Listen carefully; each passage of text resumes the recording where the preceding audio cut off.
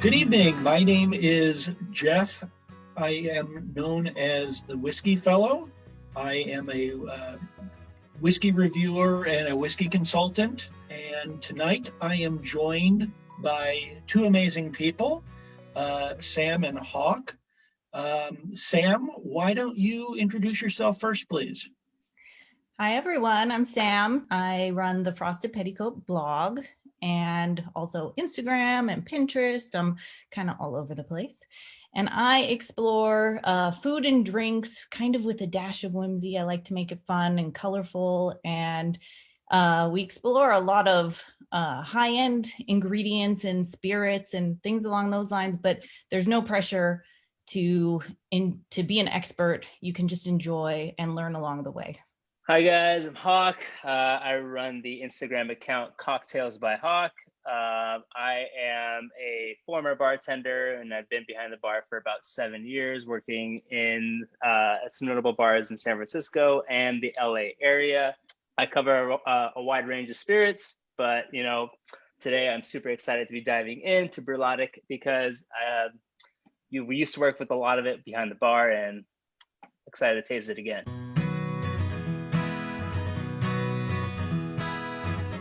One of the things that Bruichladdich does is they pride themselves in doing things differently.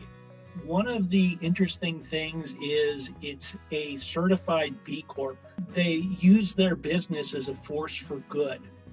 And that is social good. It is environmental good. They're held to very strict standards and they're held accountable for that. And one of the big standards is transparency. One of the neat things regarding transparency, and I'm going to share my screen here, is Bruichladdich, Bruichladdich, it's the Gaelic, has a page here where you can go and enter your code. And what happens is this is going to tell you everything you'd ever want to know about this whiskey. I have a question. Yes. I see that it's largely USA bourbon barrels. Is that a preference or is it just what's available in the market? Scotch distilleries typically use either bourbon or sherry casks. The bourbon gives you more vanillas. The sherry gives you more fruits, but in this case, you'll see that we're also using Cabernet Sauvignon and Merlot blend barrels. So we're going to have some wine barrels that have influenced this. That's cool. And it should provide some interesting flavors.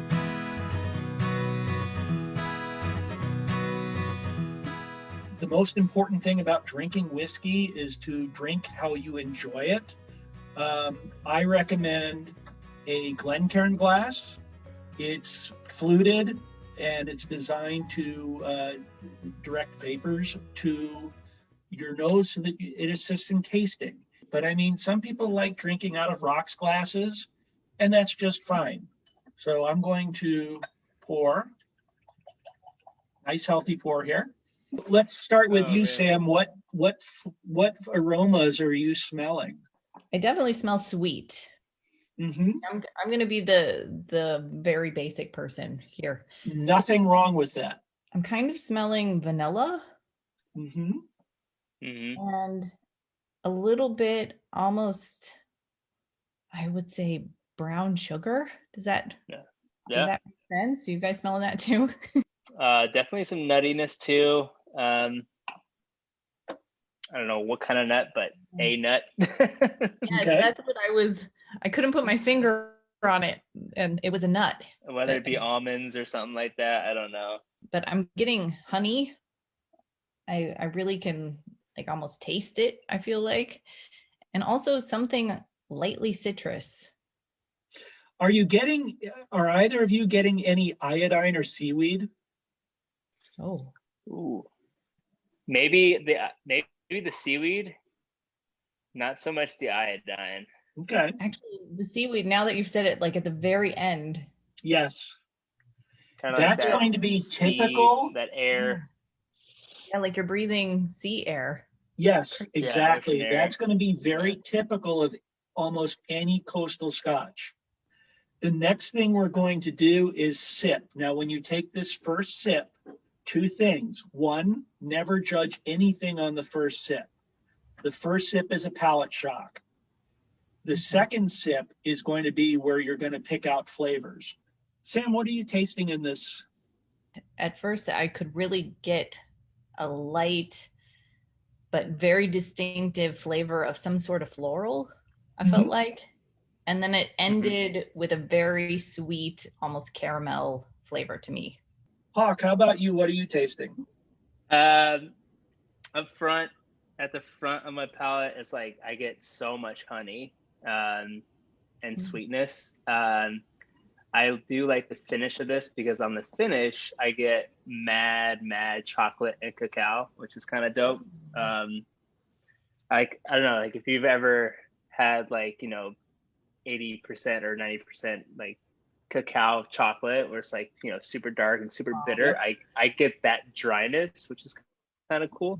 As soon as the whiskey touched my tongue, like I started salivating. I'm still salivating right now. That's awesome. I don't know if it's because of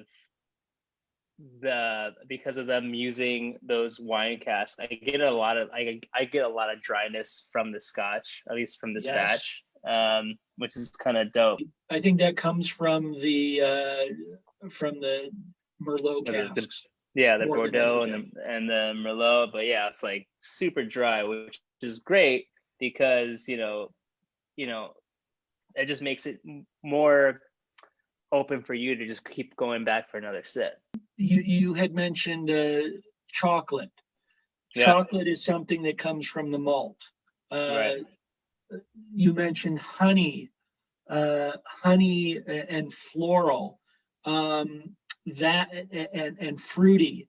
Those are going to come from the sherry and from the wine. You mentioned vanilla.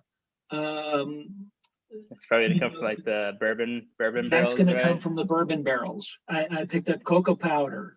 I picked up black pepper, cherry, and plum.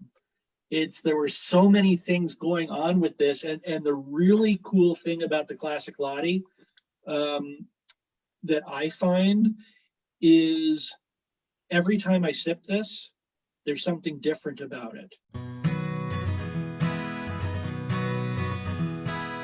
There's two things I would do. I would do a classic highball, which would be this ice, soda water, lemon twist. That's it. That way you can really kind of taste everything else going on there. But the other cocktail that I would think would be really great would be something similar, I guess, a penicillin. Penicillin is a great cocktail as well. What is that? A penicillin is a Scotch cocktail, generally consisting of a ginger syrup, lemon juice, and a slice of heaven. Oftentimes for me, if I'm not mixing up a cocktail, I like to pair the spirit with some sort of food and give some suggestions. I get a lot of requests for that. So I think this would be fantastic with a fruit tart of some sort, or even pie. I mean, Thanksgiving's coming. What would you guys want to pair it with? A chicken dinner. Oh, this is a perfect Scotch for someone who really wants to experience Scotch in the purest form, but not be too overwhelmed. But I think if you were new to Scotch or wanted to start diving deeper into it, this would be a fantastic place to start.